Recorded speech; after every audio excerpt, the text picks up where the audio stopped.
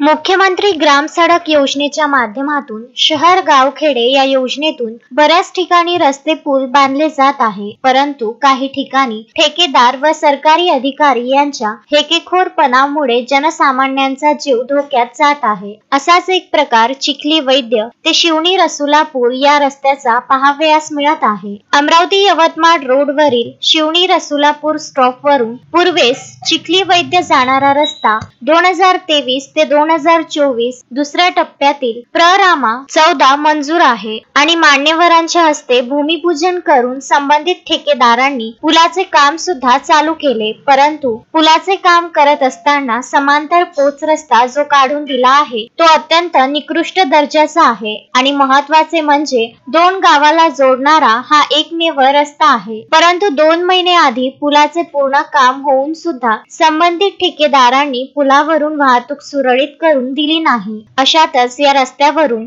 जीव मुठीत घेऊन गावकऱ्यांना ये-जा करावी लागत आहे। संबंधित ठेकेदाराला तसेच संबंधित अधिकाऱ्यांना पावसामुळे व नाल्याच्या पुरामुळे येणारी जीवघेणी परिस्थिती वेळोवेळी सूचित करून सुद्धा त्यांच्याकडे हेतू परस्पर कानाडोळा करण्यात आला आहे। अशातच 22 व 23 रोजी झालेल्या मुसळधार पावसामुळे थातूरमातूर केलेला पोच रस्ता नाल्याच्या पुराने वाहून गेला असून त्यावरून 2 चाकी गाडी वगळता मोठी कोणतीही गाडी जाऊ शकत नाही। अशा वेळेस गावातील एखादा इमर्जन्सी रुग्ण दवाखान्यात न्यायचा असल्यास व एखादा व्यक्ती नाल्यात पडून अपघात झाल्यास त्याला जबाबदार कोण, ही सर्व परिस्थिती वेळोवेळी सूचित करून सुद्धा संबंधित ठेकेदार व अधिकारी असा जीवघेणा खेळ गावकऱ्यांशी का खेळत आहे असा प्रश्न गावकऱ्यांपुढे उभा ठाकला आहे। जर येत्या 2 दिवसात पुलावरील वाहतूक चालू करून दिली नाही तर आम्हाला वेगळा पावित्रा घ्यावा लागेल अशी विनंती व इशारा देण्यात येत आहे। अमोल दांडगे, विदर्भ न्यूज, नांदगाव, खंडेश्वर।